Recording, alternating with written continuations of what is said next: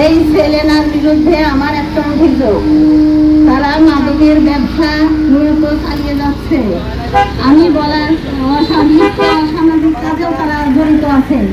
আমি তাদের মাধ্যমে বলেছিলাম যে তোমরা এই ব্যবসা চালিও না। তার জন্য আমার স্বামী, আমার ছেলে, আমার ছেলে মারার পরিকল্পনা করেছিল। আমার পাড়া প্রতিবেশীরা ঠেকাতে আসছে, তাদের ছুরি মেরেছে, আমাকে কুপাইছে, আমার ছেলে পাকু দিয়ে কুচায় মেরেছে, আমার স্বামী, আরো জনগণে অনেক মানুষ মার খাইছে।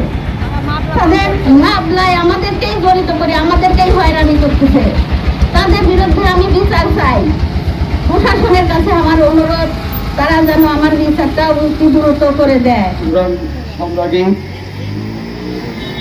সেলিনা গমদের দ্রুত বিচার ও তাদের বিরুদ্ধে আইনানুগ ব্যবস্থা নেওয়ার জন্য প্রশাসনের দৃষ্টি আকর্ষণ করছি। উক্ত এলাকায় বিভিন্ন ধরনের অসামাজিক কাজে লিপ্ত থাকেন। তারই ধারাবাহিকতায় বিগত দিনে একাধিকবার এই মাফিয়া ডনরা একত্রিত হয়ে এলাকার নিরীহ মানুষের জুলুম অত্যাচার করে আসছে। তাদের প্রতি আমরা ঘৃণা জানাই এবং এই সমস্ত অসামাজিক কাজে যারা লিপ্ত আছেন তাদেরকে দ্রুত আইনের আওতায় আনে তাদেরকে এলাকার থেকে উচ্ছেদ করার জন্য বিনীত অনুরোধ জানাচ্ছি।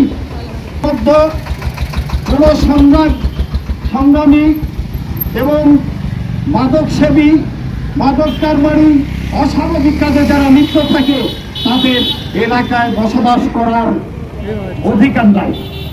আমি প্রশাসনের দৃষ্টি আকর্ষণ করছি, যারা মাঠ ঠেকাতে গেল তাদেরকেই, যারা আহত হলো তাদের বিরুদ্ধেই তাদের গৃহীত মামলা গ্রহণ করলেন।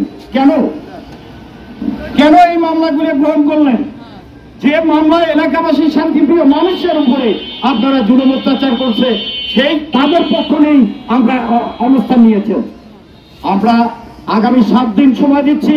এই 7 দিনের মধ্যে যদি ওই কুচক্রী মহলরে আপনারা আইনের আওতায় না আনেন, এলাকাবাসীকে নিয়ে পরবর্তী টাইমে বড় ধরনের পদক্ষেপ নেওয়া হবে এবং এই দেবোত্তরকে অচল করে দেওয়ার ঘোষণা দিয়ে আমি আমার সংক্ষিপ্ত বক্তব্য শেষ করছি।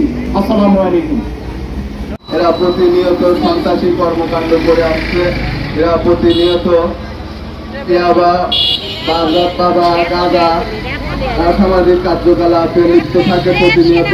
এলাকাবাসী এদেরকে বলতে গেলে তারা অতিরিক্তভাবে এলাকাবাসীর উপর হামলা চালায়, এলাকাবাসীকে ভাড়া করে নিয়ে হুমকি ধামকি দেয় বাড়ির উপর, রাস্তার উপর।